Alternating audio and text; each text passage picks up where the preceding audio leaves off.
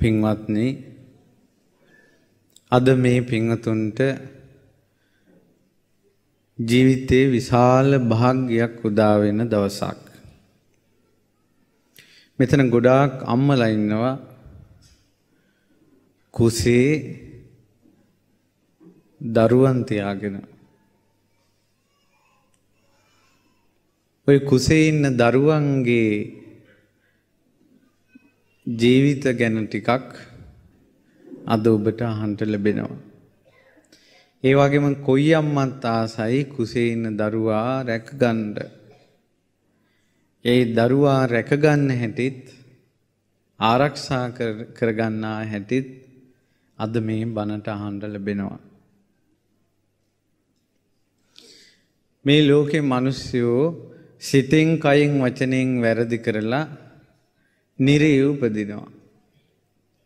නිරේ ඉපදිලා අප්‍රමාණ දුක් අන්දරාවක් විඳිනවා. විඳවනවා කියන්නේ ගින්නෙන් පිච්චෙනවා. ලෝදියෙන් පිච්චෙනවා. අප්‍රමාණ දුක්. සමහර නිරේවල් වල ආයුෂ තියෙනවා අන්තක්කල්පයක්. අන්තක්කල්පයක් කියන්නේ මිනිස්යාගේ ආයුෂ අවුරුදු 10 ඉඳලා අසංකීයට වැඩි වෙනවා. අසංකීයට වැඩි වෙලා ආපහු අවුරුදු 10ට බහිනවා. 10 ඉඳලා අසංකීයට වැඩි වෙලා ආය අවුරුදු 10ට බහින කාලෙට ගියනවා අන්තක්කල්පයක් කියලා. සමහර නිරිසතුන්ගේ ආයුෂ අන්තක්කල්පයක්. මේ ලෝකේ ඉස්සලාම පහළ වුණ බුදුරජාණන් වහන්සේගේ කාලේ ආයුෂ කකුසඳ බුදුරජාණන් වහන්සේගේ කාලේ අවුරුදු 40000යි. ඊළඟට 30000යි කොණගමන බුදුරජාණන් වහන්සේ කාලේ. ඊළඟ කාශ්‍යප බුදුරජාණන් වහන්සේ කාලේ අවුරුදු 20000යි. අපේ බුදුරජාණන් වහන්සේ කාලේ අවුරුදු 120යි. අඩු වෙවි 10ට ගිහිල්ලා ආයෙත් අසංකේයයට වැඩි වෙනවා. යම් කාලයක අවුරුදු 80000ට වැඩි වෙනවද? ආන්නේ කාලේ තමයි මෛත්‍රී බුදුරජාණන් වහන්සේ පහළ වෙන්නේ. එතකොට අද කාලේ කෙනෙක් නිරේ වැටුනොත් එහෙම ඔය අන්තක්කල්පයක් ආශ තියෙන නිරේට වැටුනොත් මෛත්‍රී බුද්ධ ශාසනයත් ඉවරයි. මම කියන්නේ ගියේක නෙවෙයි. ඔය නිරේ ඉඳලා අවුරුදු කෝටි ප්‍රකෝටි ගාණක් කියලා කියන්නත් බෑ. ඊටත් වැඩිය නිරේ ඉඳලා සසරේ පිනක් ඉස්මතු කරගෙන අම්මා කෙනෙක්ගේ බඩට එනවා. සමහර වෙලාවට මේ කල්පේම අම්මා කෙනෙක්ගේ බඩට එනවමයි.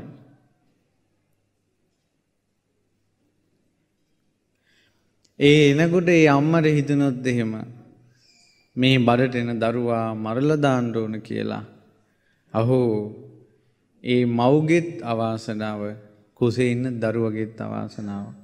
දෙයනේ අවුරුදු කෝටි ගාණක් නිරේ ඉඳලා මනුස්ස ලෝකයකට එනකොට ඒ දරුවා උපද්දවන එක සුළුපටු දෙයක් නෙවෙයි.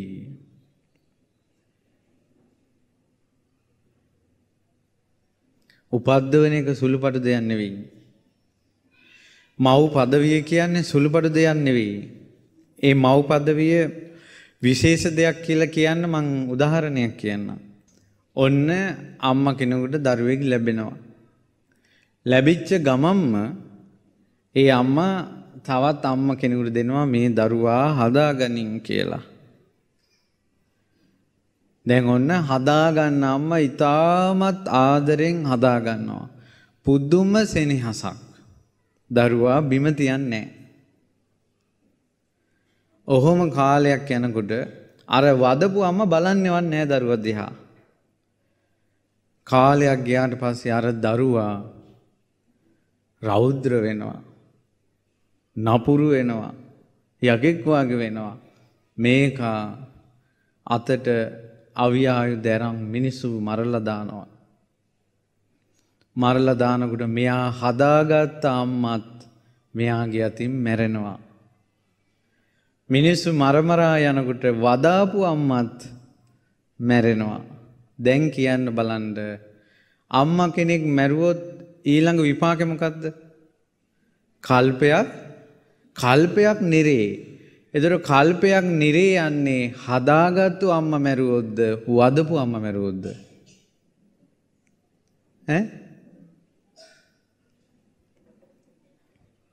මොකද හිතෙන්නේ? වදපු අම්මා මැරුවොත් හදාගත්තම නෙවෙයි. හදාගත් අම්මා කියන ඒ තනතුර පහළ තියෙන එකක්. වදපු අම්මා තමයි ලෝකේ පළවෙනි. ආදරේ කලඳක් නොදුන්නත් කිරි කලඳක් නොපෙව්වත් දැස් ඇර දරුවා දෙස නොබැලුවත් තුරුලට හොවා නොගත්තත් ඒ දරුවා අතින් අර අම්මා මැරුණොත් කල්පයක් නිරේ. දරුවා බිහි කළ අර්ථයෙන් අම්මා වෙනවා. මේ ලෝකේ කාන්තාවෝ කෝටි 350ක් ඉන්නවා. ඒ 350ටම බැනගෙන ගියයි කෝටි 350කට. ඒත් අම්මාට තමන් වදපු අම්මාට වචනයක් කිව්වොත් අර කෝටි 350ටම බැන්නට වැඩි කර්මයක් සකස් වෙනවා. උත්තර කියලා ස්වාමීන් වහන්සේ නමක් උල උඩ තිබ්බා. දැන් උලේ ඉන්නේ. භාග්‍යතුන් වහන්සේ දේශනා කරනවා දැක්කද හුවා සසරේ ස්වභාවය. කලින් අම්මත් එක්ක රණ්ඩු වෙලා අම්මට කියලා තියෙනවා මේ උඹ උල තියන්න වටිනවා. අම්මට කියලා උඹ උල තියන්න වටිනවා කියලා. ඒ කියපු වචනේට සසරේ උල උඩ මැරෙනවා. ධර්මයේ නොදන්නා නිසා අද කාලේ දරුවෝ කොච්චර පව් කරගන්නවද අම්මලාට තමන්ගේ පවර පෙන්වන්න ගිහිල්ලා. තාත්තලාට තමන්ගේ පවර පෙන්වන්න ගිහිල්ලා. ඒ නිසා පින්වත් මෑණිවරුනි අම්මා කියන්නේ සුළුපටු තනතුරක් නෙවෙයි. දරුවෙක් බඩේ තියාගෙන ඉන්නවා කියන එක සුළුපටු දෙයක් නෙවෙයි. ඒ උත්තරීතර බව රැකගන්න මිනිස්සු මැරිලා තිරිසන් ලෝකේ යනවා. තිරිසන් ලෝකෙ ගියොත් එක කර්මයට අවම ජීවිත 500ක්වත් එකම තිරිසන් ලෝකෙ උපදිනවා. ඉපදිලා කලාන්තරකින් අම්මා කෙනෙක්ගේ බඩට එනවා. ඒ අම්මා ඒ දරුවා බිහි කළොත් ඒ මව් පදවිය ශ්‍රේෂ්ඨයි. ඊළඟට പ്രേත ලෝකවලත් යනවා සත්වයෝ. කලාතුරකින් බොහෝ ලොකු පිනක් ඉපදිලා ලොකු කර්මයක් ගෙවලා අම්මා කෙනෙක්ගේ බඩට එනවා. මනුස්ස ලෝකෙමුත් මිනිස්සු චුත වෙනවා. මැරිලා ගිහිල්ලා අම්මා කෙනෙක්ගේ බඩට එනවා. දිව්‍ය ලෝකෙත් යනවා සත්වයෝ.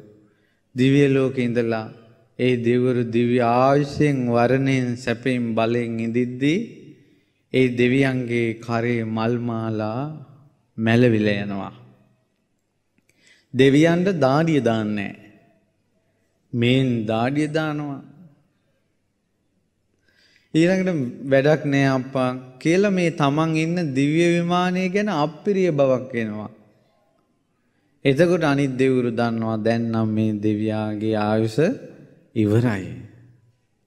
එතකොට කියනවා අනිත් දෙවිවරු ඇවිල්ලා කියනවා ඊතෝ බෝ සුගතින් ගච්ඡ බවත්නි දැන් යන්න සුගතියට. සුගතින් ගන්්වා සුගතියට ගොස් උතුම් ලාභේ ලබන්ට ඒ ලාභේ ස්ථාවර වෙන්න කියලා කියනවා. මට හිතෙන්නේ දැන් හරි අපි බලමු මේ සූත්‍රයේ මේ පුබ්බ නිමිත්ත සූත්‍රයේ තියෙනවා දෙවියෝ සුගතිය කියලා කියන්නේ මොකටද?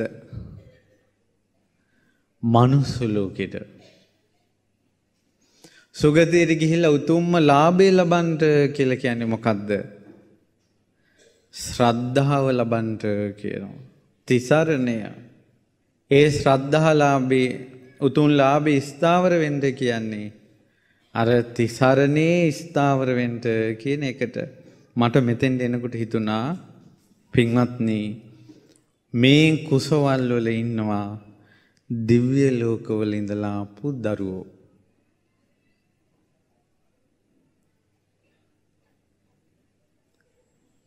ඇයි එහෙම කියන්නේ? බඩේ ඉද්දිම බුදු බණ අහනවා.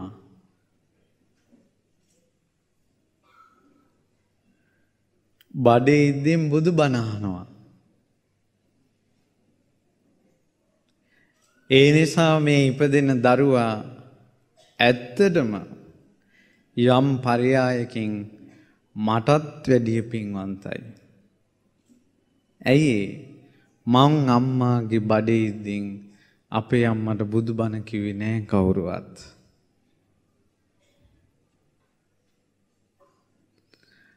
දැන් ඔය ඉපදුන දිව්‍ය ලෝකෙකින් හරි ඇවිල්ලා කුසේ ඉපදිච්ච පෙන්වන්ත දරුවාට අම්මා කෙනෙක් විදිහට දෙන්න පුළුවන් උපරිම දේ කොහොමද දෙන්නේ කියලා අහගන්න. ඒ තමයි බුදුරජාණන් වහන්සේගේ කාලේ අවුරුදු 16ක විතර හරි ලස්සන රාජකුමාරයෙක් හිටියා. ඒ රාජකුමාරයාගේ නම බෝධි රාජකුමාරයා. මේ බෝධි රාජකුමාරයා විවාහ වුණා. අවුරුදු 16න්. අවුරුදු 3ක් 4ක් 5ක් හිටියා. දැන් අවුරුදු 20ක් 21ක තරුණේ විවාහ වෙලා දැන් අවුරුදු ගණනාවක් දරුවෙක් නැහැ. මේ බෝධි රාජ කුමාරයා භාග්‍යවතුන් වහන්සේට දානෙට ආරාධනා කළා. කරලා මේ බෝධි රාජ කුමාරයා පොඩි වැඩක් කළා. ඒ තමයි බුදුරජාණන් වහන්සේ දනට වඩින මාවතට සුදු රෙද්දක් එළුවා. සුදු රෙද්දක් එලලා හිතුවා මට අපේ පවුලට දරුවෙක් එකතු වෙනවා නම් භාග්‍යවත් බුදුරජාණන් වහන්සේ මේ සුදු රෙද්ද උඩින් වඩින සේක්වා පාවඩේ මතින් වඩින සේක්වා කියලා. භාග්‍යවතුන් වහන්සේ දනට වඩිනකොට සුදු පාවඩේ උඩින් වැඩියේ නැත. ස්වාමීනි වඩින සේක්වා භාග්‍යවතුන් වහන්සේ වැඩියේ නැත. ස්වාමීනී වඩින සේක්වා භාග්‍යවතුන් වහන්සේ වැඩියේ නැත. බුදුරජාණන් වහන්සේට පුළුවන් මේ පාවඩයක් දාලා තියෙනකොට මේ පාවඩේ එළපු කෙනාගේ හිත පේනවා. මේ පාවඩේ හදපු කෙනාගේ හිත පේනවා. මහා සෑය ළඟට ගිහිල්ලා බෝධින් වහන්සේ ළඟට ගිහිල්ලා නානා ප්‍රකාර වචන වලින් කන්නලව් කරන්න නෑ බුදු කෙනෙක් ඉදිරියේ. මල් වට්ටියක් නම් පූජා කරන්න තියෙන්නේ. ඒ කෙනාගේ හිත පේනවා බුදුරජාණන් වහන්සේට. බුදුරජාණන් වහන්සේ දැක්කා ඈත අතීතේ මේ ජෝඩුවම මේ බෝධි රාජ කුමාරයයි මේ කුමාරිකාවයි අතීතේ දූපතක කිරිල්ලියන් රැකපු බිත්තර කඩ කඩා කනවා පේනවා. රකින්න බිත්තර කඩ කඩා කෑමේ විපාක විදිහට දරුවෝ නැහැ. එහෙනම් එක පරයයකින් හිතාගත්ත හැකි ඔයාලන්ට සසරේ රැක රැක හිටපු බිත්තර කඩලා නැත. මගේ ඇඟ කීරි ගහිලා යන ටෙලිෆෝන් කෝල් එකක් ආව ළඟදී. මට උගන්වපු ගුරුතුමියක් කතා කළේ. ගොඩාක් දුක් විඳලා බාරහාර වෙලා දරුවෙක් ලැබුණා. දැන් මේ දරුවට අවුරුදු 18යි. අරක දියම් මේක දියම් කියලා අම්මලාගෙන් නැවත නැවත දේවල් ඉල්ලනවා. ළමයාගේ අවශ්‍යතා ඉටු කරන්නම ණය අරන් දැන් ණය ගන්න තැනක් නැහැ. දැන් ළඟදින් කතා කරලා කියනවා හාමුදුරනේ මගේ පුතා බයික් එකක් ඉල්ලනවා. මට දෙන්න ලෝකයක් නැහැ කියලා කිව්වා. අපේ ගෙදර ඇඬු කඳුලෙන් ඉන්නෙක්වා මේ දරුවා නිසා මං කිව්වා ඔයාලා දුක් විඳපු හැටි දරුවට කිව්වේ නැද්ද ඇහුවා.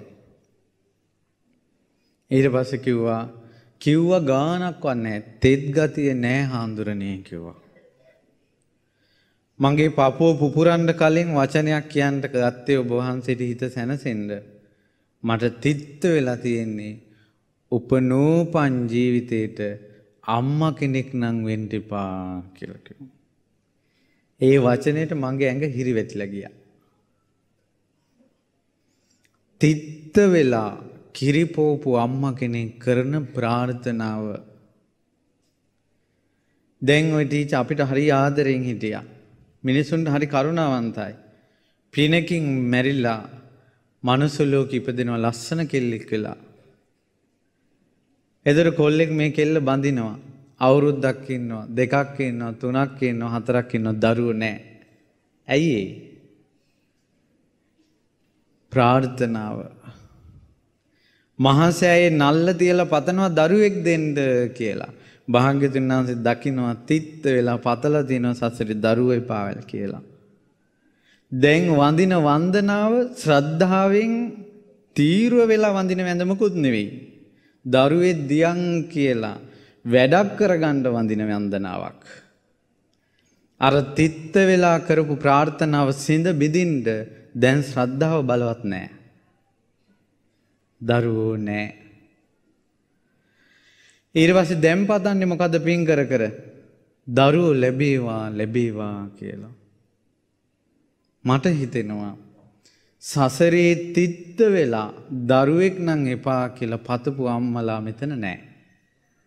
එහෙනම් කොහොමද බඩට දරුවෙක් ආවේ? මට හිතුණා ඒ වෙලාවේ අර බාරහාර වෙලා හරි ලැබුණ දරුවා සත්පුරුසයිද අසත්පුරුසයිද? කියන්නකෝ. අසත්පුරුසයි. පින්වත් මෑණිවරුනි ඔය කුසේ අත තියලා පතන්ඩ මේ කුසේ ඉන්න දරුවා සත්පුරුෂයෙක් වේවා කියලා. සත්පුරුෂයෙක් වද දෙන්නේ නැති දෙමව්පියන්ට ශාසනයට බරක් නැති ආයෙත් ආපු දුගති ලෝකවලට යන්නේ නැති සත්පුරුෂයෙක් වේවා කියලා පතන්ඩ ඔය කුසේ ඉන්න දරුවගේ පින්වන්ත බවක් තියෙනවා. මනුස්ස ලෝකෙට එන්න කලින් අම්මගෙන් ආශිර්වාද ලබනවා සත්පුරුෂ බවට. සමහර අම්මලා දරුවෝ පතනවා මහාන වෙන්න දරුවෙක් ඕන කියලා. එපා එහෙම. දේවදත්ත මහාන වෙලා හිටියේ නැද්ද? අර අබද්ද්‍ර වචනේ කියපු සුබද්‍ර මහාන වෙලා හිටියේ නැද්ද? මේක සිවුරේ තියෙන කතාවක් නෙවෙයි. එහෙනම් මහාන වෙන්නත් දරුවෙක් පතන්න එපා. පතන්න කවුද? කියන්න බලන්න. සත්පුරුෂ දරුවෙක් පතන්න. තව අම්මලා ප්‍රාර්ථනා කරනවා පුතෙක් ලැබේවා කියලා. දැන් සමහර අය බඩට දරුවත් ඇවිල්ලා අම්මගේ මාස 3ක් 4ක් ගියාට පස්සේ රුවන්වැලි සෑය පූජාවක් තියෙනවා පුතෙක් කියලා චේන්ජ් කරන්න. එහෙමත් ඕනේ නැහැ. කවුද? දුවෙක් හෝ වේවා පුතෙක් හෝ වේවා මොකෙද්ද?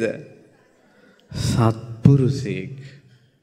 සත්පුරුෂ දරුවෙක් පතන්න. කුසේ ඉන්න දරුවට සමහර වෙලාවට අපේ පිහිටට ඉන්න අපිට සැනසෙල්ලක් දෙන්න දරුවා බඩේ ඉන්නේ. සෙත් පතන්නේ දරුවට සත්පුරුෂ වේවා කියලා. ඊට පස්සේ බෝධිරාජ කුමාරයා ධර්මය ඇහුවා. ධර්මය අහලා ඉවරලා අවසානයේදී ප්‍රීතියෙන් බලාගෙන ඉන්නකොට ළඟ ඉන්න යාළුවා කියනවා මෙච්චර බණ කියද්දිනුත් ඇයි උඹ කියන්නේ නැත්තේ එයි බෝධිරාජ කුමාරය මම බුදුන් සරණ යනවා කියලා කෑ ගහලා කියපන් කිව්වා. ඊට පස්සේ කියනවා ප්‍රිය මිත්‍රය මං අම්මගේ බඩේ ඉන්නකොට මගේ අම්මා බුදුරජාණන් වහන්සේගෙන් ධර්මය ඇහුවා. මේ ඔයාලා වගේ. ඒ කාලේ ඉතින් පින්වන්තයි බුදු කෙනෙක්ගෙන් ධර්මය අහන්නේ. මම බඩේ ඉඳි මගේ අම්මා ධර්මය ඇහුවා. ධර්මය අහලා ඊටම චිත්ත ප්‍රීතියටපත් වෙලා මගේ අම්මා කුස අත ගාලා බුදුරජාණන් වහන්සේ ඉදිරියේ කියලා තියෙනවා ස්වාමීනි භාග්‍යවතුන් වහන්සේ මේ කුසේ ඉන්න දරු සිඟිත්තා දුවේද්ද පුතෙද්ද කියලා මන් දන්නේ නැහැ. ඒ නිසා මේ කුසේ ඉන්න දරු සිඟිත්තා බුදුන් සරණ යනවා ධර්මයේ සරණ යනවා සංඝ රත්නයේ සරණ යනවා කියලා මම බඩේ ඉද්දිම මගේ අම්මා මාව තෙරුවන් සරණ යවුවා කිව්වා. ඔය ධර්මයේ මම පොතින් කියවනකොට මට හිතුණා ඔය පින මට තිබ්බේ නෑ. මම බඩේ ඉන්නකොට අපේ අම්මට ওই බණ කවුරුත් කිව්වේ නෑ. කිව්වේ නැති නිසා මම බඩ ඇතුලේ ඉන්නකොට අම්මා බඩ අත ගාලා මගේ දරුවා තෙරුවන් සරණ යනවා කියලා කිව්වේ නෑ. කියන්න උන්දට කියලා දෙන්න කෙනෙක් හිටියේ නෑ. ඔබේ දරුවා ඒ පරියායෙන් අපිට වැඩිය පින්වන්තයි. දැන් ඔබට පුළුවන් ඔබගේ කුසේ අත තියාගෙන මේ කුසේ ඉන්න දරු සිඟිත්තා බුදුන් සරණ යනවා ධර්මයේ සරණ යනවා සංඝ රත්නයේ සරණ යනවා කියලා තෙරුවන් සරණ යවන්න. ඒ පරියායනුත් ඒ දරුවෝ පින්වන්තයි. ඊට පස්සේ කියනවා ප්‍රිය මිත්‍රය මං ඉපදුනාට පස්සේ මගේ ආච්චි අම්මා මාව වඩාගෙන බණ අහනවා. ධර්මයේ ගැන ඉතාමත් පැහැදීමටපත් වුණ මගේ ආච්චි අම්මා බුදුරජාණන් වහන්සේ ළඟට ගිහිල්ලා මාව ඔඩොක්කුවේ තියාගෙන කියලා තියෙනවා ස්වාමීනි මේ ඔඩොක්කුවේ ඉන්න දරු සිඟිත්තා මේ බෝධිරාජ කුමාරයා බුදුන් සරණ යනවා ධර්මයේ සරණ යනවා ආර්ය මහා සංඝරත්නයේ සරණ යනවා කියලා. මාව ඔඩොක්කුවේදීන් ආච්චි අම්මා මාව තෙරුවන් සරණ යවුවා කියලා කිව්වා. ඔය බණ ටික කියනකොට මට ආයෙත් හිතුණා අනේ ඔය ලාභය අපිට ලැබුණේ නෑනේ කියලා. අපේ ආච්චිලාට ඕවා කියලා දෙන්න කවුරුත් හිටියේ නෑ. අපේ ආච්චිලා අපිව ඔඩොක්කුවේ තියාගෙනත් හවඩිය හෙව්වා. ආච්චිලා අපිව ඔඩොක්කුවේ තියාගෙන පෙට්ටගම් දිහා බලනවා. අපේ ආච්චිලා අපිව ඔඩොක්කුවේ තියාගෙන ගෙයිල්ලාට බයිනවා. ඒ නිසා ඕන් ඔයාලගේ අම්මලාට කියන්න මගෙන් ඉපදෙන දරුවා නම් ඔඩොක්කුවේ තියාගෙන ඔයාලා මේ රටේ තියෙන වල්පල් කියන්න එපා තෙරුවන් සරණ යවන්න කියලා. ඒ පරියායනොත් අපිට වැඩිය ඔය ඉපදෙන දරුවෝ පින්වන්තයි. ඊළඟට කියනවා බෝධිරාජ කුමාරයා ප්‍රිය මිත්‍රය දැන් මම භාග්‍යවතුන් වහන්සේගෙන් ධර්මය ඇහුවා. මං තුන්වෙනි වතාවටත් බුදුන් සරණ යනවා ධර්මයේ සරණ යනවා සංඝ රත්නයේ සරණ යනවා කියලා තෙරුවන් සරණ ගියා. අපිට ඕක විතරයි ඉතුරුනේ.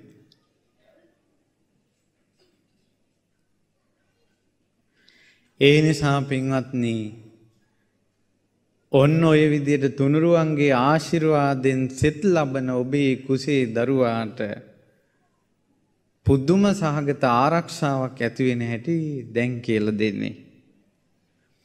අපි ළඟදී උතුම් ජයශ්‍රී මහා බෝධීන් වහන්සේගේ ගුණ වර්ණනාවක් කළා. කරලා ඉවර වෙනකොට මට පුණ්‍යානුමෝදනාවක් ආවා. එක අම්මා කෙනෙක්ගේ නමක් ලියලා ඒ අම්මා බබෙක් ලැබෙන්න ඉන්නේ. ඒ බබත් එක්කම බඩේ ගෙඩියක් තියෙනවා. දරුවාගේ ජීවිතය අනතුරේ ස්වාමිනී සෙත් පතන්න කියලා. ඒතර මම අනපේක්ෂිත පුණ්‍යානුමෝදනාව මම හිතේ පොදුවේ පින් අනුමෝදන් කරලා අවසන් කරන්න. නමුත් අර දරුවෙක් ගැන කියලා තිබ්බ නිසා මම මේ වැඩසටහනෙම මෙන්න මෙහෙම අම්මා කෙනෙක් ලියලෙවලා තියෙනවා. ඉතින් ඒ අම්මගේ කුසට සෙත් වේවා කියලා සෙත් පැතුවා. පින්වත්නි ඊළඟ සතියේ කුස චෙක් කරන්න යනකොට අර gediya නැහැ. අර gediya නැහැ. දරුවා සුවසේ ඉන්නවා. තුනුරුවන් බලේ තුනුරුවන්ගේ ශක්තිය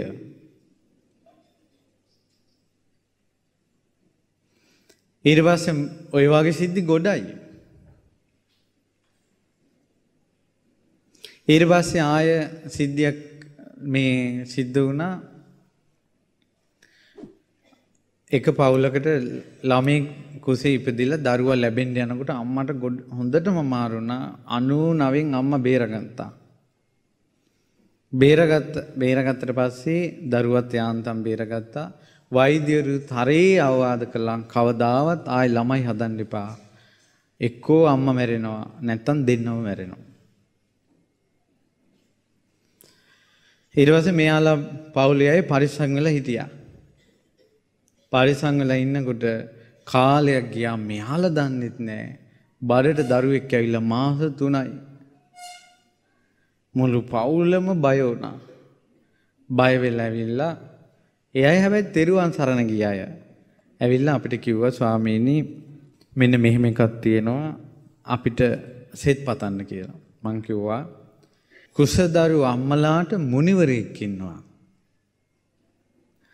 කුසදරු අම්මලාගේ දුක් දුරු කරවන මුනිවරයා කවුද? කවුද? අඟුලිමාල මහරහතන් වහන්සේ. මං කිව්වා අඟුලිමාල මහරහතන් වහන්සේට උදේ හවස වඳින්න කිව්වා.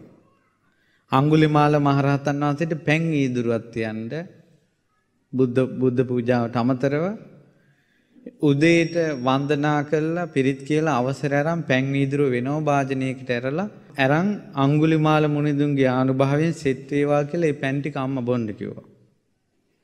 උදේට පැන් ටිකක් තියන්න හවසට පිරිත් කියලා අවසර අරන් වෙන වාදනයකට අරන් පැන් ටික බොන්න කිව්වා. ඊට පස්සේ දසමාස වෙනකොට මේ දරුවා ලැබෙන්න ලං වෙනකොට අඟුලිමාල පිරිත කිව්වා. හැමදාම අඟුලිමාල පිරිත කියනවා. ඊට පස්සේ ගියා නුවර ගිහින් ඇයි මේ සීරියස් කේස් එකක්. ඊට පස්සේ වෛද්‍යවරු කිව්වා තව සතියක් තියෙනවා බබා ලැබෙන්න. නිසා මේ ඇතුලේ තියෙන මේ ප්‍රශ්නත් එක්ක තව ටික දවසකින් එන්න කියලා ආපහු එව්වා. අර ලෙඩා. එවපු දවසේම අමාරු නරෑ.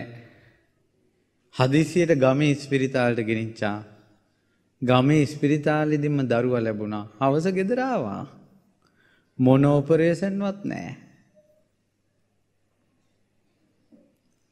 අඟුලිමාල මහරහතන් වහන්සේගේ තේජස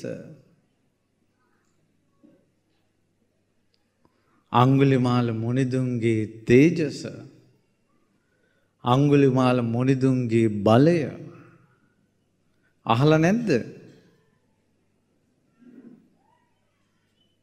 අඟුලිමාල යම් දරුවෙක් අම්මගේ බඩෙන් ඉපදෙනකොටම ඒ පැත්තෙම තිබ්බ ආවිද දිලිසුණා. රජවරු බය වුණා. දරුවෙක් ඉපදිච්ච ගමන්. ඊට පස්සේ ළමයා රජුරුවව හදාගන්න කියලා අහිංසක කියලා නම දැම්මේ. තක්ෂශිලාව ඉගෙන ගන්නකොට යාළුව ඉරිසියා කොලා. ඊට පස්සේ ගුරුවරයා ගුරු පඬුරට ඉල්ලුවේ මොකද්ද? ඇඟිලි 1000ක මාලයක්. ඇඟිලි 1000ක මාලයක් ගුරුවරයා ඉල්ලනකොට මට මේක කරන්න බෑ කියලා වචනේ ඉන්නේ. ඊතරම් ගුරුවරයාට ගුරු භක්තිය. ගුරුවරයාට බෑ කියන්න කැමති නෑ. ඇඟිලි 1000ක් කපන්න කැමති. ගුරු භක්තිය. කඩුවක් අතින් ඇරන් මහ වනයේට ගියා. ගිහිල්ලා හිතන්නකෝ මේ අහිංසකව හිටපු කෙනා මිනිස්සෙකුට කඩුවක් උස්සනකොට ඒ හිත කොහොම හදාගන්න ඇතිද කියලා. මිනිස්සු මරනවා. ඇඟිලි අරන් තැන් තැන් වල තියෙනවා. ආයේ යනකොට ඇඟිලි කුණු වෙලා. ඊට පස්සේ ඇඟිලි මාලයක් හැදුවා. ඇඟිලි මාලයක් කරේ දාගෙන ඉන්නවා. යකෙක්වත් කිට්ටු වෙන්නේ නැහැ ළඟට. ඒ වනයේ උඩින් යන දෙවිවරු ඒ කාලේ ඉඳලා අඟුලිමාල ඒ වනයේට ගිය කාලේ ඉඳලා දෙවිවරු අහසින් යන්නේ නැහැ කියනවා. ඒ කැලේ මං ඇරලා යන්නේ. ඊතරම් බයයි කියනවා. මේ මිනි මරුවේ සාසරේ ඉගෙනගෙන තිබ්බ මන්ත්‍රයක් තිබ්බා. යක්ෂයන්ගෙන් ඉගෙන ගත්ත. ඒක මතක් වුණා. මොකක්ද මේ මන්ත්‍රයේ කියන නම? පාද ලක්ෂණ මන්ත්‍රය.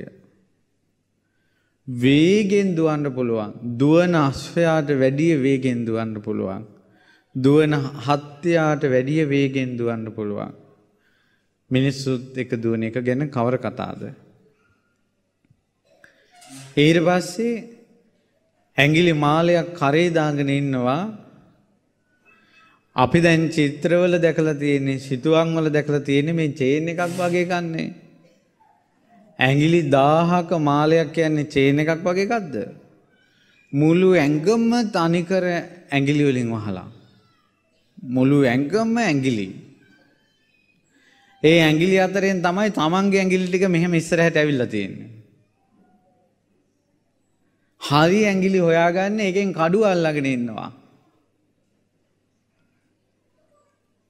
හරි ඇඟිලි හොයාගත්තේ එහෙමයි. ඇඟේ හෙට මෙහෙට වෙනකොට හෝස් ගාලා මැස්සු වීසි වෙලා යනවා. තියෙන පාදයට උඩින් හස්තියෙක්වත් නෑ ආපහු හැරෙන්නේ. එතනින් උඩින් යන්නේ නෑ පාදයට උඩින්. තරම් බල සම්පන්නයි. කිසි කෙනෙක් ළඟට කිට්ටු වෙන්නේ නෑ. ඊළඟ මිනිස්සුන්ගේ තියෙනවනේ එක එක තන්ත්‍ර විද්‍යාව. ඉස්සරනේ ඒවා වැඩි, දැන් අඩුයි. දැන් මොනවද තියෙන්නේ? ඒ වගේ තියෙනවා සමහර තෙල් වර්ග. ඒ තෙල් වර්ග ඉනේ දාගෙන මේ ඉන්න කරේ දාගෙන ඉන්නවා. ඒ තෙල කරේ දාගෙන ඉන්න කෙනා යනකොට අනිත් අය දන ගහනවා. සමහර තෙල් වර්ග හදාගෙන හිටියා. ඒ තෙල් වර්ග කරේ දාගෙන යනවා. රජ්ජුරුව නැගිටිනවා මෙයා එනකොට. සමහර තෙල් වර්ග තියෙනවා. ඒවා කරේ දාගෙන යනකොට මරන්න උස්සන කඩුව අත පහලට දාගන්න බැරුව ගල් ගහනවා. අඟුලිමාලයන් ඉදිරියේ ඒ යන්ත්‍ර පිපුරුවා. යන්ත්‍ර පුපුරනවා මෙහෙම. කඩුව උස්සපු ගමන් යන්ත්‍රය පුපුරනවා. කොහොම බලයක්ද? ඊට පස්සේ පින්වත්නි, ඒ වනේ කිසිම සතෙක් කිට්ටුන්නේ නැහැ. සර්පයෝ පෑගෙනවා කියනවා මෙහෙම පයට. එහෙම ගල් ගහනවා. ආය ඔළුව හරවන්නේ නැහැ මේ පැත්තට. තරම් බලයක්. ව්‍යාග්‍රයෝ වන වලස්සු වනේ අතහැර ගියා කියනවා. මූණ සෝදන්න වතුර ටිකක් බොන්න පොකුණකට ගිහිල්ලා මෙහෙම පොකුණේ අඩිය තියෙනකොට ඒ පොකුණේ සිටින මාළුවන්ට වරල් ගහගන්න බැරුව යනවා කියනවා. කොහොමද? මේ උත්තමයා, මේ උත්තමයෙක් වෙන්න ඉන්න කෙනෙක්. දැන් අම්මා එනවනේ දැන් අවසාන වතාවේ. අම්මා හොයාගෙන ඉන්නවා දැන් රජ්ජුරුව මහා සේනාවක් අරන් අරින් එනවනේ. ඊට කලින් අම්මා ගියා බලන්ට මිනි මරුවෙක් වුණත් අවසානෙට දරුවට ඉතුරු වෙන්නේ කවුද? මිනි මරුවෙක් වුණත් අවසානෙට දරුවට ඉතුරු වෙන්නේ අම්මා. තාත්තලත් දාලා යයි. අම්මාවරු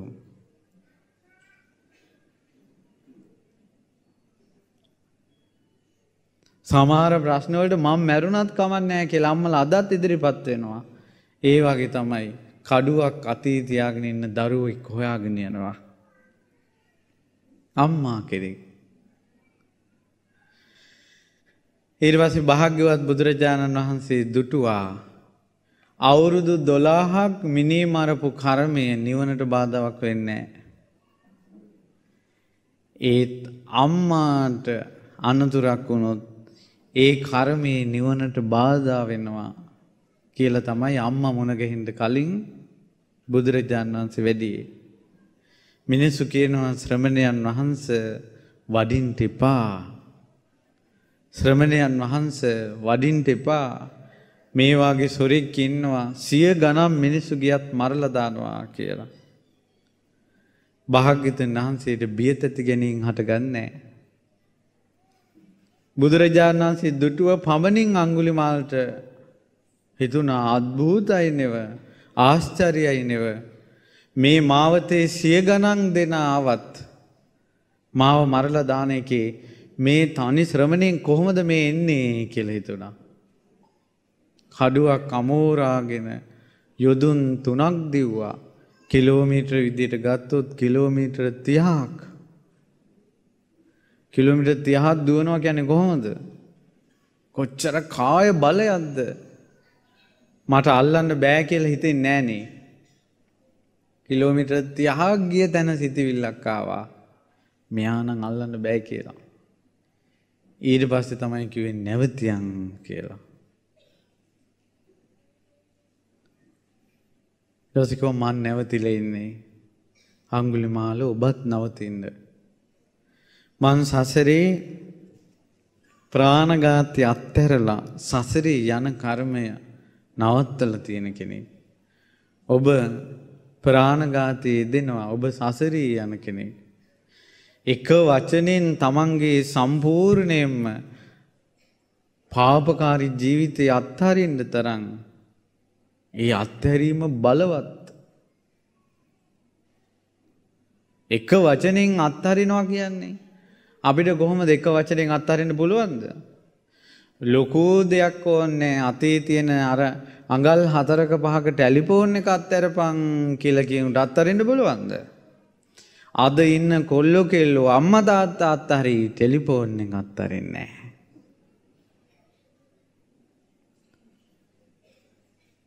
ඉස්සර ඉස්කෝලේ ගිහිල්ලා ආපු ගමන්ම දරුවෝ අම්මලාට තුරුල් වෙනව නේද? දැන් කොල්ලෝ කෙල්ලෝ ඉස්කෝලේ ගිහිල්ලා ආපු ගමන් තුරුල් වෙන්නේ මොකටද? ටෙලිෆෝන් එකට. ඉස්සර තමන්ගේ තියෙන හිතේ තියෙන දුකයි ඔක්කොම කියන්නේ අම්මයි තාත්තට නේද? විශේෂයෙන් අම්මටනේ ඇවිල්ලා කියන්නේ. දැන් ඒක නෙමෙයි මේකේ මැසේජ් කරනවා. මේකට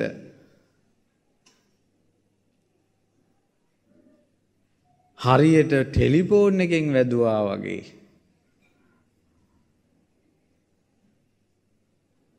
අත්හරින්න බෑ. පොඩි දෙයක්. ඒ වගේ තියෙන ලෝකේ තමන්ගේ සම්පූර්ණ ජීවිතේ එක වචනයට අත්හරිනවා කියන්නේ ආශ්චර්ය දෙයක්, අద్භූත දෙයක්. ඉතින් පින්වත්නි, මේ මහා බල සම්පන්න උත්තමයා සියල්ල අත්හැරියා. භික්ෂුව මෙහෙ එන්න කියලා කිව්වා.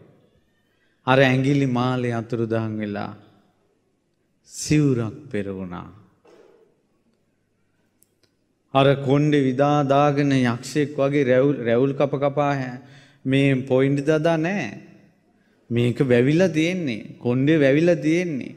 ඒ කළු පාට කොණ්ඩේ අතරින් රතු පාට තොල් දෙකයි, කළු පාට කොණ්ඩේ කෙස් රැවුල් අතරින් රතු පාට ඇස් දෙකයි පෙනුනේ.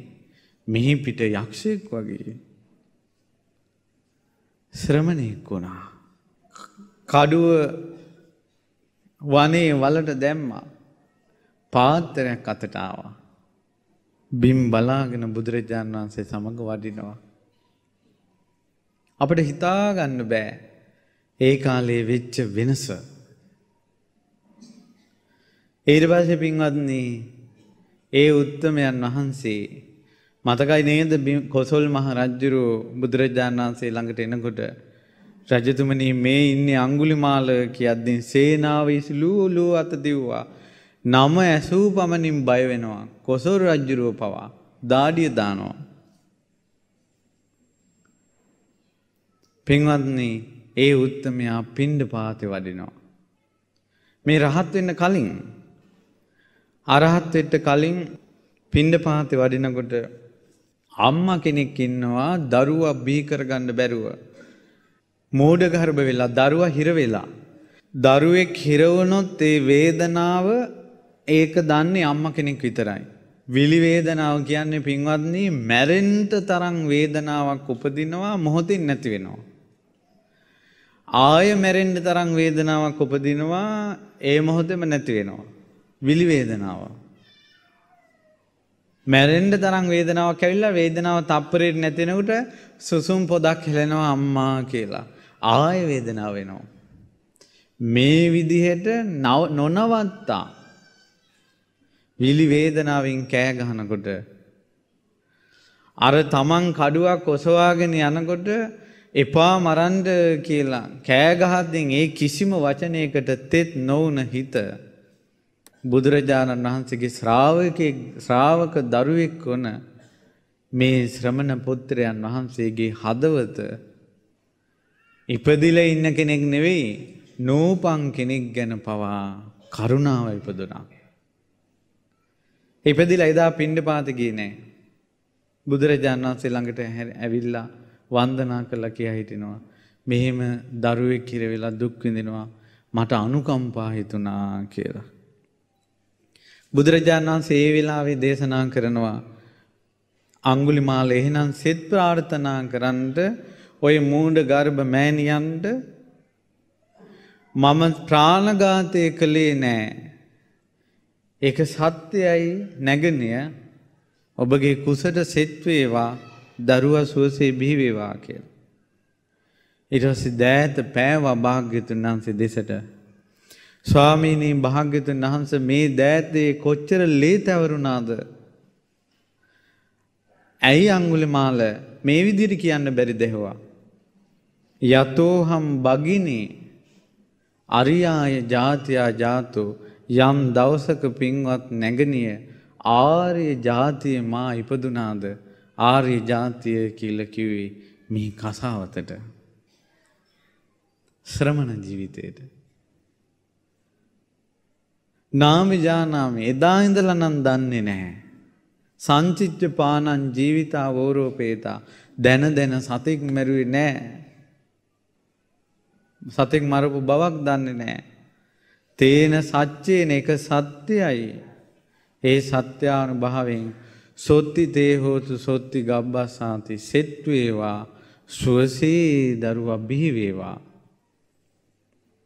ඔබගේ ගැබට සෙත් වේවා කියලා කිව්වේ. ඔන්න ඉස්ලාම බුද්ධ වචනේ කල්පයක් පවතිනද සක්වලවල් කෝටියක අනුභවයේ පැතිරෙන්න බුදුරජාණන් වහන්සේ තමයි ඉස්ලාම සත්‍යක්‍රියාව ඉපැද්දුවේ. කල්පයක් පවතින විදිහට අනාගතයේ මෛත්‍රී බුද්ධ ශාසනයෙන් සුවසේ දරුවෙක් බිහි වෙන්න අඟුලිමාල මුනිදුන්ගේ සත්‍යක්‍රියාවෙන් සෙත් පතාවි. සක්වල කෝටියක් කියන්නේ මේ වාගේ සක්වලවල් කෝටියකින් එහා අම්මා කෙනෙකුට දරුවෙක් බිහි කරගන්න බැරි නම් ඒත් අඟුලිමාල මුනිදුන්ගේ සත්‍යක්‍රියාව සිහි කරනකොට ඒ ගැබ ආරක්ෂා වෙනවා. අඟුලිමාල මුනිදුන් වැඩියා. තවම රහත් වෙලා නැහැ. ඊට පස්සේ එළියේ තිබ්බා ගල් ආසනයක්. ඇතුලේ අම්මා ඉන්නවා කෑ ගගා. ඊට පස්සේ කිව්වා පින්වත්නි මං දැන් සෙත් පතන්නම් ඒ අම්මට අහගෙන ඉන්න කිව්වා.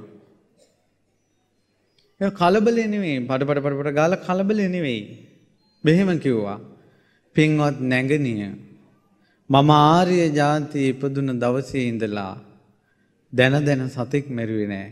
ඒ සත්‍යානුභවයෙන් සෙත් වේවා සුවසේ දරුවා බිහි කරත්වා කියලා අවසාන අකුර කියලා ඉවර වෙනවත් එක්කම ධර්මාසනයකින් බහින ධර්මදේශකයන්න් වහන්සේ නමක් වගේ සුවසේ දරුවා ඉපදුනා. අම්මට වේදනාවකුත් නැහැ, දරුවට වේදනාවකුත් නැහැ. කුසදරු අම්මලාට සුවසේ දරුවම් බිහි කරන එකම ආරක්ෂාව මේ අඟුලිමාල පිරිතයි. දැම්ම පුරුදු කරගන්න. මේ දරුවා කුසේදිද්දි මේ රේඩියෝ වල යන සින්දු වලට තාල අල්ලලා ඉන්න එපා. අහල පහල ගෙවල් වල ගෑනුන්ගේ වචන වලට මෙහින් පද බැඳ බැඳ ඉන්න එපා. අඟුලිමාල පිරිත කියන්න. බය වෙන්න එපා. මුනිවරයෙක් කරපු සෙත් ප්‍රාර්ථනාවක්. සමහර අම්මලා බයයි මාස 3න් අඟුලිමාල පිරිත කිව්වොත් මාස 3න් දරුවා ලැබෙයි කියලා.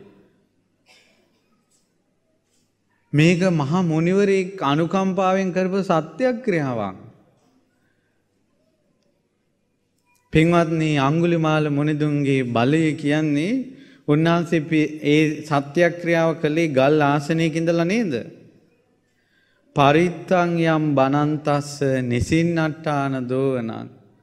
උන්වහන්සේ පිරිත් කියපු ආසනේ උදකම්පි විනාශේති සබ්බමේව පරිස්සයන්. ඒ ඉඳගෙන හිටපු ආසනේ සෝදලා පැම්බිව්වොත් සියලු පීඩා නැති වෙනවා කියනවා. ඒ ආසන විශාල ගල් ආසනයක්. කොච්චර හොදලා මිනිස්සු පැම්බීලා තියෙනවද කියනවනම් අද ගල් ආසනේ නැහැ. ඒ කුටි අදටත් තියෙනවා. ගල් ආසනේ නැහැ. හොදලා පැම්බීලා. සොත්තිනා ගබ්බ උට්ඨානං යංච සාදේති තංකනේ. කුසදරු අම්මලාට මේ අඟුලිමාල පිරිත සිහි කරපු සැනින් සියලු පීඩා නැති වෙන, දුක් නැති වෙනවා. එහෙනම් කුසදරු අම්මලාට තියෙන මහා දිව්‍ය ඖෂධය තමයි මේක. තේරස් අඟුලිමාලස්ස ලෝකනාථේන භාසිතං. ලෝකනාථයන් වහන්සේ අඟුලිමාල මුනිදුන්ගේ මේ සත්‍යක්‍රියාව කප්පට්ටායි මහා තේජං කල්පයක් පවතිවා කියලා අදිෂ්ඨාන කරලා තියෙන්නේ. ඒ නිසා කුසට දරුවෙක් ආපු අම්මා කෙනෙක් පොඩ්ඩක්වත් බය වෙන්න ඕනේ නැහැ. මේ සරණේ පිහිටලා ඉන්නවා නම් අඟුලිමාල මුනිදුන් කෙරෙහි පැහැදිලා නම් නම සිහි කළත් ඇති. නම සිහි කළත් ඇති. අඟුලිමාල මුනිදුන්ගේ ආනුභාවයෙන් සෙත් වේවා කියලා. එහෙම සෙත් ලබන්න ওই කුසේ ඉන්න දරුවාන්ට ලොකු පිනක් තියෙන්න ඕන. පිනක් ඇති. දැන් මුලින්ම කිව්වා දරුවා ගැන පතන්න කියලා. මොකද්ද? සත්පුරුෂයෙක් වේවා කියලා. පුතෙක් කියලා පතපතා ඉඳලා ලැබුණේ දුවෙක් වුණොත් අම්මා ඉස්සල්ලාම ඉපදිච්ච දරුවා දිහා බලන්නේ දුකෙන්නේ. ඒකේ ළමයාගේ ජීවිතේටම බලපානවනේ. අමනාපෙන්නේ බලන්නේ. ඒක ඒ ළමයාගේ ජීවිතේටම බලපානවනේ. පස්සේ දරුවෝ අසම්පුරුෂ වෙලා ඔයාලට හිරෙහිව නැගී හිටිනකොට ඔයාලට සිතවිල්ලක්වත් උපද්දවන්න බෑ එකෙන් ගැලවෙන්න. ඇයි ඉපදිච්ච ගමම්ම අම්මා කෙනෙක් දරුවෙක්ගේ මූණ බලනවා කියන ඒ නේත්‍රා දෘෂ්ටිය බලවත්. ඒ නිසා දුවේද්ද පුතේද්ද කතාවක් නෙවෙයි මෙතන තියෙන්නේ. පතන්ට සත්පුරුෂ දරුවෙක්. ඊළඟට තෙරුවන් සරණ යවන්න. හැම වෙලාවෙම හිතන්න මේ බඩේ ඉඳින් දරුවා මේ කොහෙන් ඉඳලා ආවද අපි දන්නේ නැහැ. මෙහින් පතනවා දොස්තර කෙනෙක් වේවා, ඉංජිනේරුවෙක් වේවා. පතන්න පින්වත්නි සත්පුරුෂයෙක් වේවා කියලා. සත්පුරුෂ දරුවා හිඟා කෑවත් දෙමව්පියන්ට දුකක් නැහැ. අසත්පුරුෂ දරුවා දොස්තර කෙනෙක් වුණත් දෙමව්පියන්ට ගින්නක්. අසත්පුරුෂ දරුවා රජ කෙනෙක් වුණත් දෙමව්පියන්ට ගින්නක්. සත්පුරුෂ දරුවා අම්මගේ නේත්‍රයෙන් කඳුළු වැටෙනවට කැමති නෑ. සත්පුරුෂ දරුවා අම්මාගේ හදවත පිච්චෙනවට කැමති නෑ. සත්පුරුෂ දරුවා අම්මාගේ නේත්‍රයෙන් වැටෙන කඳුළු පිහදානවා. සත්පුරුෂ දරුවා අඬන අම්මට සැනසෙල්ලක් දෙනවා. අසත්පුරුෂය එහෙම නෑ. අරක දියන් මේක දියන්. ඊට පස්සේ අතපය මහත් වෙනකොට ඒක අමෝතුම ලෝකේ අම්මලා තාත්තලා ඔහේ ඉන්නවා. වචනයක් කතා කරගන්න බෑ.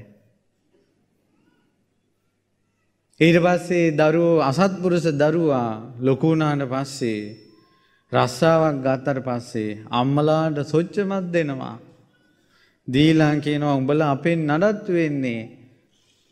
අපි හම්බ කරන දෙන්නේ ඔය දෙන්නත් ඉන්නේ දැන් ගිය අවුරුද්දේ දඹදිවත් ඒවා මේ දරුවෝ බලා ගන්නකෝ.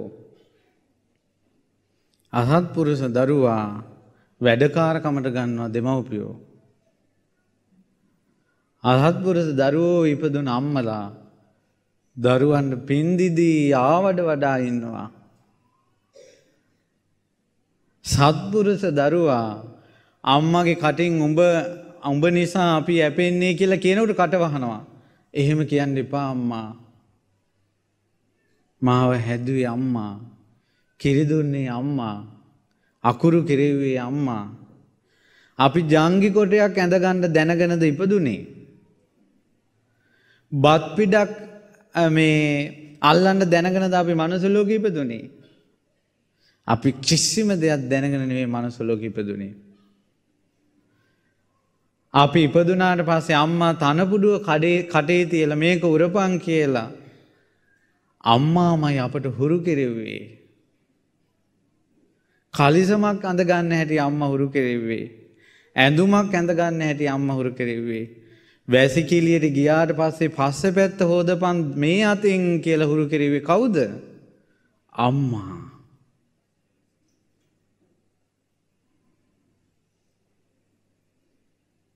අම්මලා එහෙමයි. දහසක් දුක්ගිනි තියාගෙන දරුවා පෝෂණය කරන්නේ අම්මා. දරුවන්ට දුක දෙන්නේ නැහැ. ඒ නිසා ඔය දුක තේරෙන දරුවෙක් හදන්න ඒ දරුවාට කියන නම තමයි මොකද්ද? පුතාද දුවද කවුද කියන්නේ නම? සත්පුරුෂයා. මෙතන ඉන්නවා නම් මේ අම්මලා දරුවෝ ගැන කියනකොට දරුවන්ට ආස දරුවෝ පතන නිකන් සමයන් නටනටා එක එක ප්‍රාර්ථනා කරන්න එපා. සත්පුරුෂ දරුවෙක් පතන්න. ඉල්ලන්න සත්පුරුෂ දරුවෙක්. දුවෙක් වුණත් කවන්නේ නැහැ, පුතෙක් වුණත් කවන්නේ නැහැ. දැන් ඉදිරියට තියෙන්නේ තෙත් ගතිය නැති ලෝකයක්. තෙත් ගතියක් නැති ලෝකේ ඉපදෙන්නේ තෙත් ගතියක් නැති වුන්. හැබැයි සත්පුරුෂයාගේ ප්‍රධාන ලක්ෂණයක් තමයි තෙත් ගතිය. ඒ නිසා පතන්ද සත්පුරුෂ දරුවෙක්. ඒ සත්පුරුෂ දරුවාට මුනිවරයෙක්ගේ ආශිර්වාදය ලැබලා දෙන්න. අඟුලිමාල මුනිදුන්ගේ ආශිර්වාදය. ඔය පින්වන්ත දරුවෝ අම්මලාගේ බඩට එනකොට දිව්‍ය ලෝකෙකින් ආවනම් හොඳ ලෝකෙකින් ආවනම් ගොඩාක් කරදර තියෙනවා.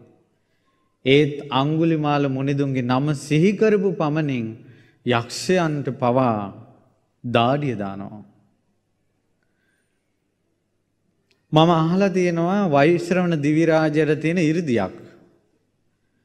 වෛශ්‍රවණ දිවි රාජයට තියෙන 이르දියක් තමයි ඒ වෛශ්‍රවණ දිව්‍ය රාජයාට 이르දි නේත්‍රයක් මවාගෙන පාණ්ඩු පිසාචයන් දිහා දානව රාක්ෂසයන් දිහා අර 이르දි නේත්‍රයෙන් බලන්න පුළුවන් කියනවා.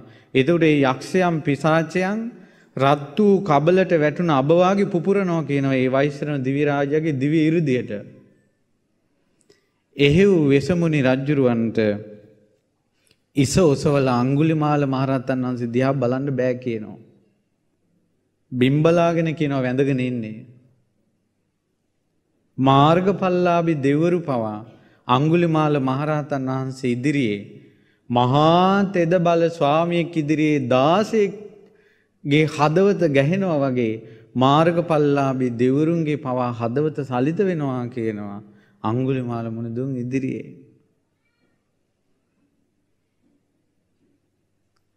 මම අහලා තියෙනවා දවසක් එක්තරා දිව්‍ය රාජයෙක් අඟුලිමාල මුනිදුන්ට වන්දනා කළා.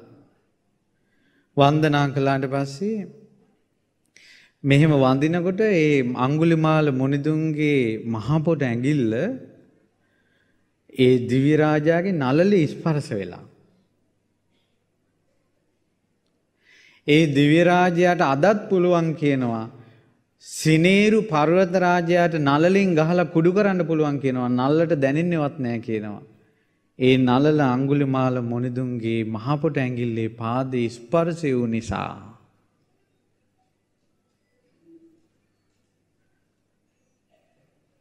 කොච්චර අනුභවයක්ද? සිත්පතන්ට ඒ අඟුලිමාල මුනිදුන්ගේ තේජසින් ඔබේ කුසේ දරුවා සූපත් වේවා කියලා. ඒ අඟුලිමාල මුනිදුන් සසරේම දීන නැහැ. ස්ත්‍රීන්ට ලොල් නැහැ.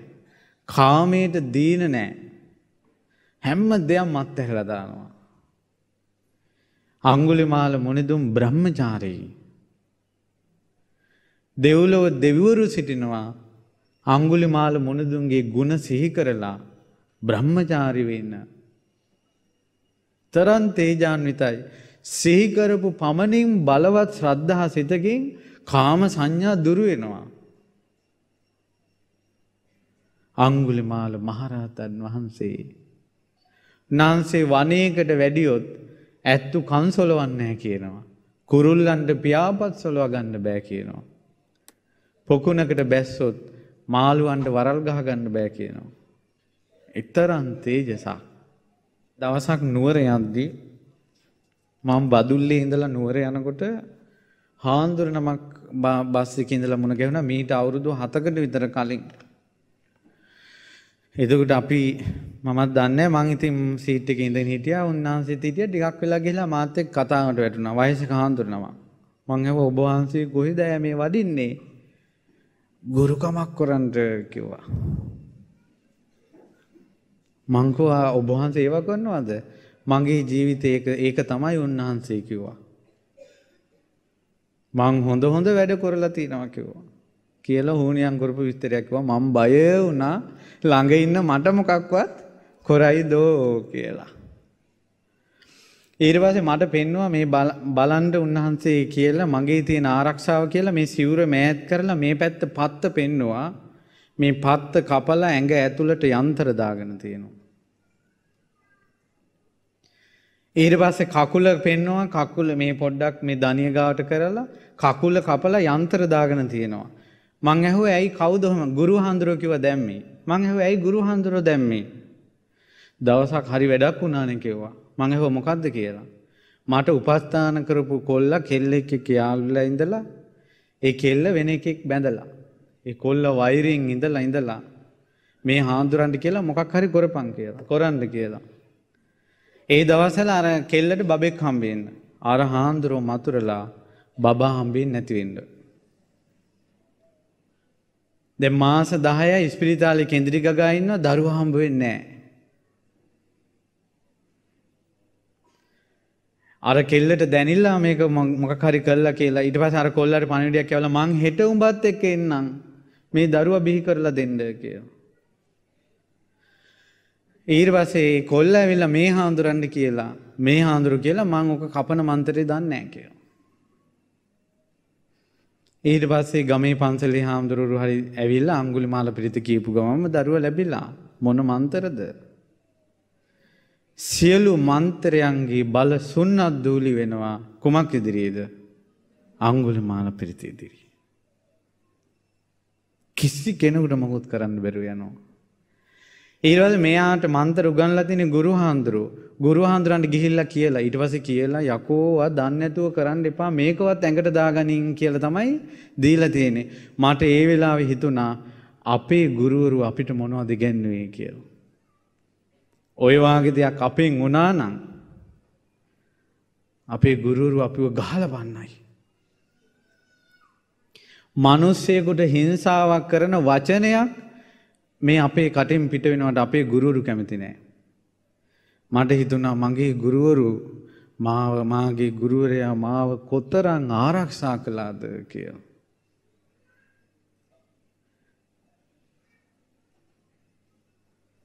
දැක්කද ආචාර්ය සම්පත්තිය. දැන් ඒ හාමුදුරන්ට සම්පූර්ණයෙන්ම ওই පාපේ රැස් කරගත්තේ ගුරු හාමුදුර නිසා නේද? බලන්න සත්පුරුෂයෙක්ගේ ඇසුරක් නොලැබෙන එක. අහෝ සත්පුරුෂයෝ ලෝකෙට පහළ වෙන එක කොච්චර හොඳද? අනවින කළා විනාශ කරන්න ගුරුවරු ගෝලයන්ට උගන්වද්දී අපිට ඒ සියල්ල අභිභවා යන ධර්මයක් උගන්වනවා. ඒකයි සත්පුරුෂ ඇසුර කියන්නේ. දැන් මේ අඟුලිමාල පිරිතෙන් ආරක්ෂාවක් ගන්න හැටි අපිට කල්යාණ මිත්‍ර ඇසුරෙන් නේද මේ ලැබෙන්නේ? ඒකයි. ඒ නිසා ওই කුසේ සිටින දරුවාන්ට සිත්පතන්ද සත්පුරුෂ ඇසුර ලැබේවා කියලා.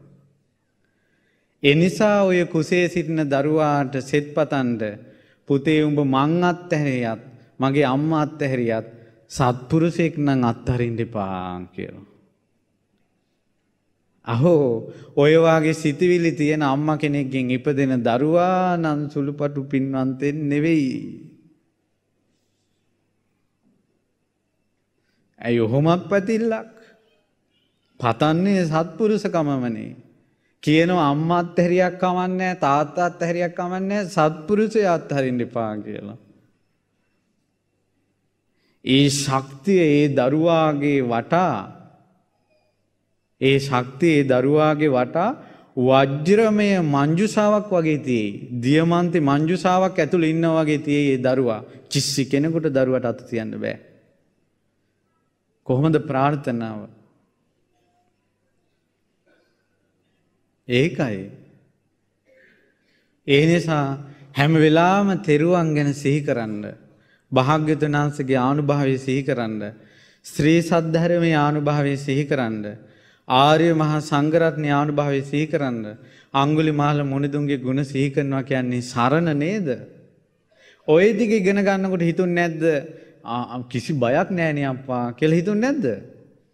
අඟුලිමාල පිරිත දන්නවනම් අඟුලිමාල මුනිදුන්ට පැහැදිලා නම් කිසි බයක් නැහැ නේ කියලා හිතුන්නේ නැද්ද? සරණ කියන්නේ බය නැතිවීමට කියන නම. නැත්තම් ඉන්නේ කෑමක් දුන්නත් මෙවුම් මේකට මොනවද දාලා දෙයිද? බඩේ ඉන්න දරුවට මොන හරි කරයිද? දරුවට හානියක් වෙයිද කියලා හැම වෙලාවෙම අම්මලා බයෙන් ඉන්නේ. ඒ සරණක් නැති නිසා. දැන් මම කිව්වා සත්පුරුෂ ප්‍රාර්ථනාවක් තියෙන අඟුලිමාල මුනිදුන්ගේ තේජසින් සෙත්පතපු දරුවා වජ්‍රමය මංජුසාවක් ඇතුළේ ඉන්නේ කියලා. වජ්‍රමය මංජුසාව කියන්නේ වජ්‍ර කියන්නේ දියමන්ති ලේසියෙන් කඩන්න බෑ. බය වෙන්න එපා. සරණක් තියෙනවා. අනේ මගේ දරුවට මොන හරි වෙයිද කියලා හිතපු ගමන් අඟුලිමාල මුනිදුන් සිහි කරන්න.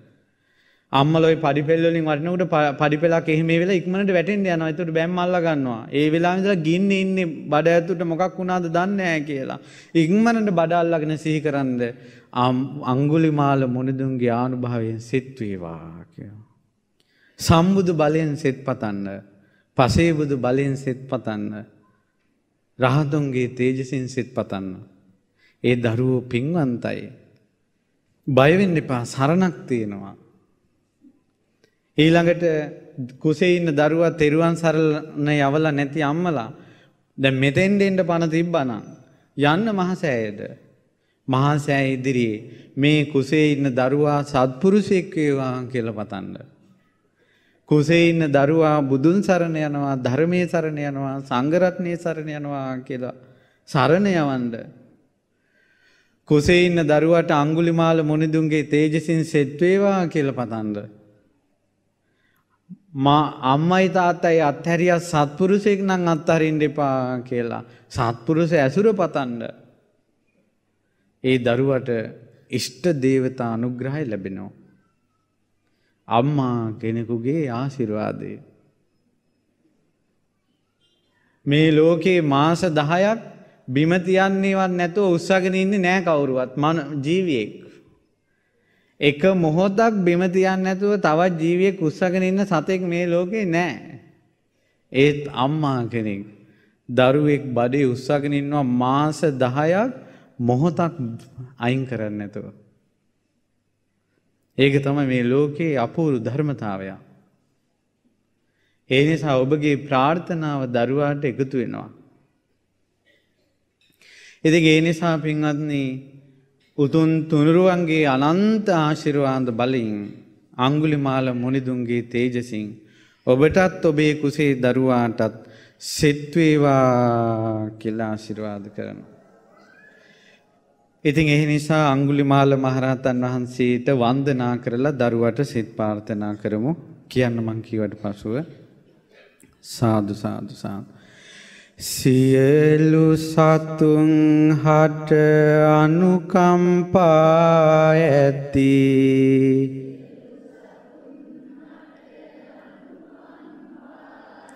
මෙන් කරුණා ගුණ පිරුණු සිතින්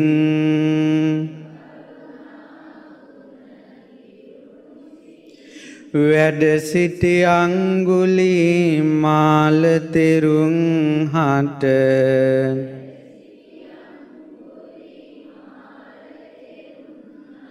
වඳිනෙමු සැමදා සිත සතුටින්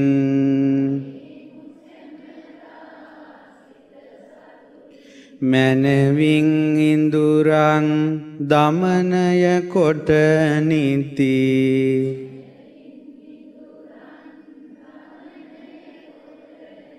නසා හැම කෙලෙස් සිහිනුවනින්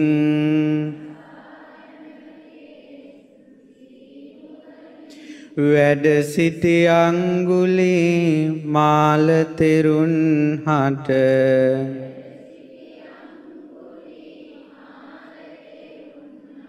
වඳිනෙමු සැමදා සිත සතුටින් ලී වඩුවන් ලී නමන ලෙසින්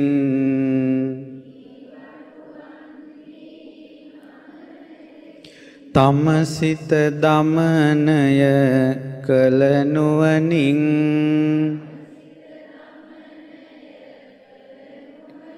වැඩ සිටි අඟුලිමාල තෙරුන් හට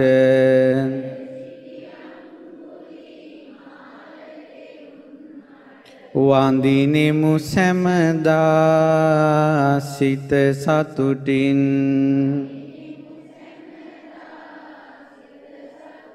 වඩුවන් ඊ ඇද හරින ලෙසින්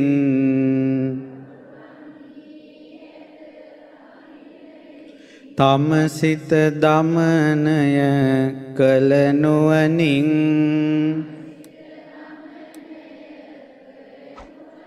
වැඩ සිටි අඟුලිමාල තෙරුන් හට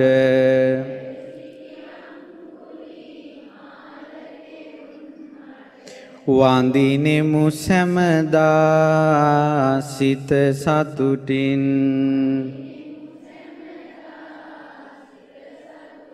බයක් සැකක් කිසි නොමැති සිතින්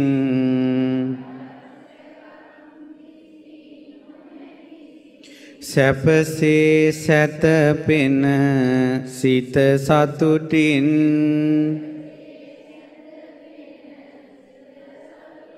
වැඩ සිටි අඟුලිමාල තෙරුන් හට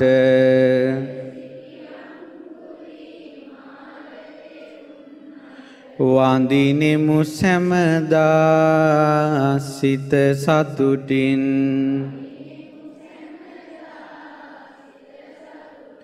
ඉවසන ගුණයෙන් පිරුණු සිතින්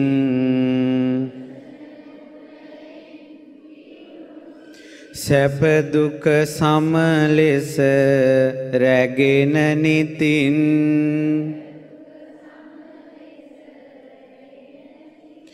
වැඩ සිටි අංගුලිමාල තෙරුන් හට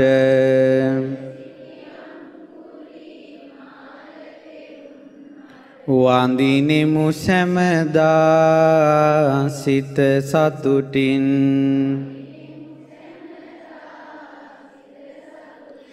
දරුවදනා දුක උහුලනු නොහැකිව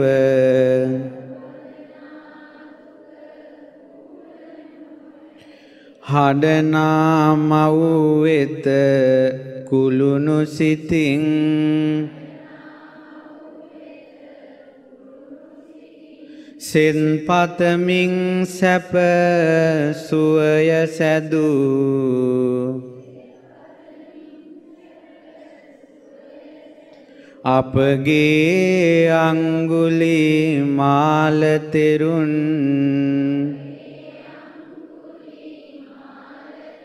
වඳිනෙමු සැමදා සිත සතුටින් දහං මඟට ආදිනේ පටන්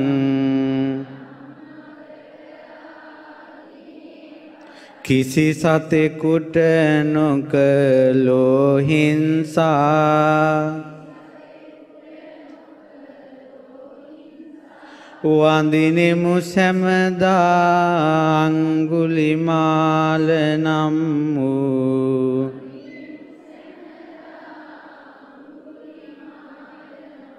අපගේ මුනිදුන් සිත සතුටින්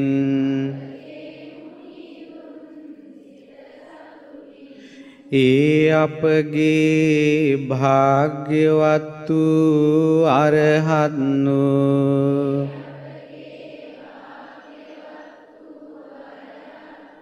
සම්මා සම්බුදු රජාණන් වහන්සේගේ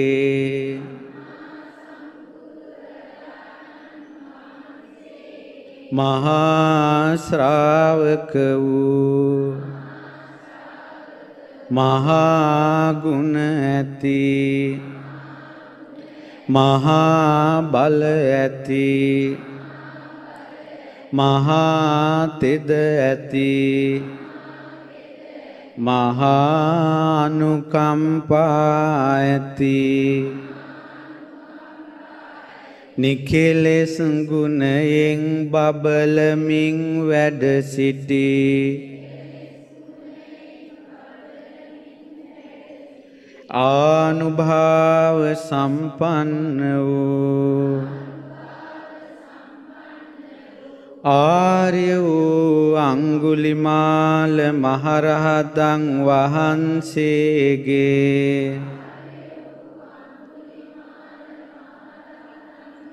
මහා කරුණා බලයෙන් ආනුභාව බලයෙන් දරුවන් වදනා සියලු මවුන් හට සැමදා සිත සුව සැලසේවා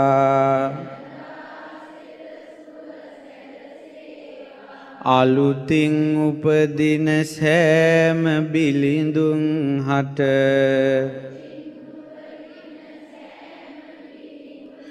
සැමදා සිත සුව සැලසේවා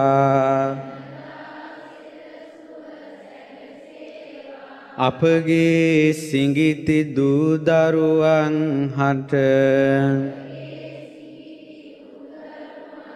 සැමදා සිත සුව සැලසේවා